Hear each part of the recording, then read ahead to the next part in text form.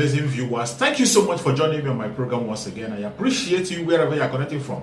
If you have not subscribed to my channel, please kindly subscribe to my channel. Click the notification bell so that you'll be notified each time I upload a video.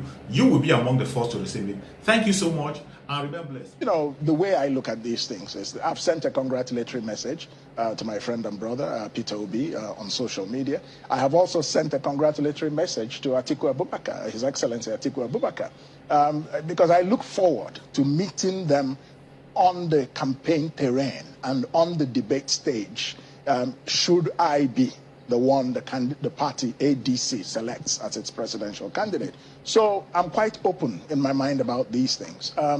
Yes, there is an agitation for a Nigerian president from the southeast. And I think it's a justified agitation, by the way, which means that we should find the most competent persons, you know, from that region, as well as from other regions, to compete. Now, in 1999, Olusegun Obasanjo and Olufalaye were opposing candidates in the elections. They were from the same region. In 2007, President Buhari today was opposing President Yaradua. They are from the same state, Katsina. So in 2019, President Buhari and Atiku were also in competition from the same region. So, therefore, to make the point that the more the merrier. Interesting. But do you see a president of the Southeast extraction in 2023? I see it. I see it. I see it happening. And who could that be? I hope it will be me. Do you think it could be you? I mean, you hope. I mean, hoping and having a strong belief that it could be you. Absolutely. It could be me. It could be me. Because if I am selected by my party and I become the candidate, I have a strategy to win. And I will deploy it. And we can very well win. So 2023 is going to be very different from 2019. People are tired of the APC and the PDP, increasingly. You know, the APC and the PDP have had internal crisis, partly as a result of these issues of zoning, but partly also for other reasons. But I think that, you know, what we're seeing today in these parties, the extreme monetization of their politics is a bomb that is waiting to explode. I think they will not fare well from it. So, I mean, I can tell if one of your big lessons in 2019 was that Nigerians were not ready for a change, yes, do you think they are right now? More and more they are. We'll have to test whether they've gotten to that tipping point. But we can also bring them to that tipping point with a kind of campaign that communicates a hope for change and a call to action. That's what people can move beyond where they would have normally moved if a campaign makes them take that move. So, yes, I see that possibility. Very strong, actually. So now, is at this point, this I think is the most critical part of this conversation. Yes. And for me, any opportunity for any person who wants to be Nigeria's president, the test of their ability is in one of these questions that I like to ask, and is the fact that what would you do differently? Yes. And I don't like to benchmark performance on the dates you arrive in office. But if there is an urgency for Nigerians to see performance from anybody who wants to be Nigeria's president, then I think that in the first 3 months of getting into office, there must be some drastic measures that could be taken. 3 months. For you, 3 months is too long. Let me explain to you, Sheon. If I become the president of Nigeria today, you will begin to see a change in this country the next morning. Why? Because the first thing I would do is to build the team. We say nobody succeeds alone. No leader succeeds alone. 60–70% of your success as a leader depends on the team that you build around you. You cannot, as president, be every day running foreign affairs, running the economy, running solid minerals, running the health ministry. No, it depends on the team you have put together. So I will put together a dream team that will make the work lighter for me. I will provide the leadership, but I can go to sleep knowing that Mr. A or Mrs. B or Ms. B is competent to handle his or her schedule. That's the first difference you will notice, the quality of the team. The second thing is the tone that I will set as president. You see, there is a way to create inspiration in citizens by communicating to them a hope that they can be better and that our society can be better. So this also you will find when I become president, because therefore I can galvanize Nigerians into action in a positive direction very quickly. I can't wait for us to put to test some of your ideas when you get a ticket. Like but let's leave it to when you get the ticket. Absolutely. So we don't put it out there, and at the end of the day, does the ADC has the kind of structure that can win a presidential election? The answer is yes. Yeah, so, I mean, if I was discussing this with you the last time, you may not understand the context, but now you do understand. I fully understand, informed by experience. Absolutely. So, I mean, when I had this conversation with people who entered into the arena the last time, they told me it doesn't matter what... I know the Green Party in the United States have been there for as long as we can remember. They win this and win that, but they've not been able to come to the national stage and make an upset. Yes. Now, before you can give an upset to the existing structures of political party system in Nigeria, you must have a structure that can win elections. And that's why I asked the question. Absolutely. We're in every local government area in Nigeria, the ADC, not just in every state. So the basic structure is there, and it's quite decent. Now, for the election, we are going to shore up that structure in a number of ways. I mean, it's whoever emerges as the presidential candidate. Speaking, for example, about myself, there are a number of alliances that have endorsed me and pledged to support me in 2023, at least 5 or 6, and each one of them has grassroots presence in every ward in Nigeria. That's a structure right there.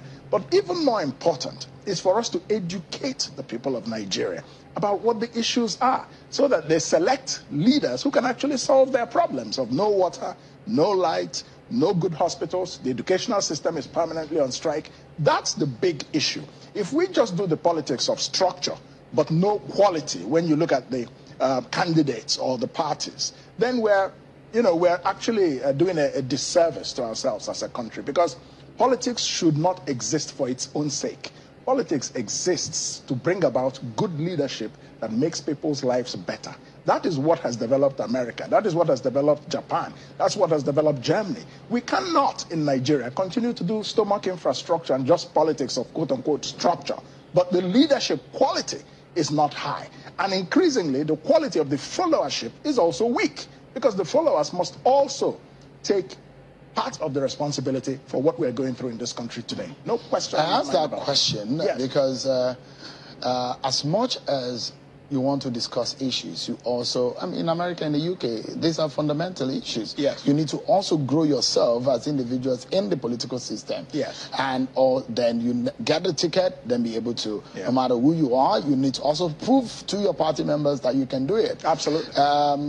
My political instinct, reason, when I was in the university, I thought I was a very popular candidate in my department until I was beaten silly by someone who was perceived as less popular than I was. He did the work. 5 a.m. in the morning, he went to the hostels to campaign. Exactly. And I was thinking that I was popular, hoping to go into the election. Exactly. It was my agent that was crying from upstairs where the vote was being counted that told me I had lost. I thought I was popular. So this is one of the lessons I learned from 2019. So that's why I'm going to ask you. Absolutely. That's why. What's the biggest lesson that you took away from 2019 election? The biggest lesson I took away, there were several lessons. The people themselves in 2019 were not ready for a change. That was perhaps even the most important lesson. The second big lesson... Were you disappointed, sorry, about that? Yes, I was. That the people that you were fighting for. Yes. And we can name, give names. That's why I spoke. The Janifa enemies of this world. That's why I spoke about the need for us to educate Nigerians. How much of that have you done? We are doing it, and we'll do even more of it as we move forward towards 2023. So I said that was one big lesson. Another big lesson was that for as long as that electoral framework remained, only the APC or PDP could be competitive. But we have changed the electoral framework, which is a big outcome. So this election is not going to be about only the APC or the PDP. You can take that to the bank. I'm telling you, this election is going to be very different in many ways. The third lesson I learned was that you have to be structural in Nigerian politics. That is to say, you have to go ward by ward, polling unit by polling unit, state by state, and canvass for your votes. In addition to whatever you do on the airwaves, whatever you do on social media, all these things must work together for you to win. These are some of the lessons I've learned. So I've learned quite a few lessons about politics, and that's why in this cycle, I have not been overexcited. I've focused on my primaries. I've focused on the internal party workings. When we make a decision as a party and as a family about who will represent us in the elections, if it happens to be me, then I pivot to the general election. I have deliberately not been running a general election campaign without getting the party ticket. I think that is not very smart. Now, that's another experience that you are bringing to the table. And you probably now stand as one of the most experienced out of the lot. Not only that, you're grounded in policy and governance issues based on your experience and developmental issues. Yes. As an economist, as a lawyer, being in the central bank and all of that, you have also garnered some political experience, which is now pushing you forward. Now, the question is... An international experience as a United Nations official. So, yes. Now, great. Now, I personally am fascinated by your profile. It's intimidating in what sense. Anybody that's gone through any institution we know, that is not easy to have gotten all of those. And there are a lot of professors also in the different political parties. Now, it makes it interesting. We can have intellectual conversation about this country. Yes, now, why the choice of ADC? I chose the ADC because outside of the two parties, it struck me as the strongest party. It struck me, it's come third or fourth in two of the last presidential elections, 2019 and I think 2015. So obviously, therefore, it's a party that has presence and has promise. So what we are doing in 2023 is that we want to move from the third place to the first place. We don't want to be only the third force. We will also be the first force. So the ADC also is very grassroots oriented. It's a very grassroots-oriented party, and at the same time, respects ideas and intellect. If you look at most of its presidential candidates, they've been intellectuals, and yet the party is very grassroots-oriented. It is that combination of the understanding of the issues and capacity and competence with the ability to translate it into the grassroots that we need for transformation in this country. Do you have National Assembly members? We do, yes. We have one at this point, and we had several members of Houses of Assembly that were elected in 2019. However, what happens, of course, is that the bigger parties will try to push many of these people after they've been elected on the platform of smaller parties. So, but this time around, you know, we're growing ourselves into a much stronger and bigger force, and that is not going to happen. We are going to run very strong races down ballot, and it's one of the things we discussed today, actually, at our meeting. Thank you so much for your patience to watch from the beginning to the end. I hope you have learned something from the video you have just watched. The video you have just watched is to bring information to your doorstep and for educational purpose. It is not to demonize anybody. Let us watch continuously and see who can be able to make a sense out of every nonsense we are seeing.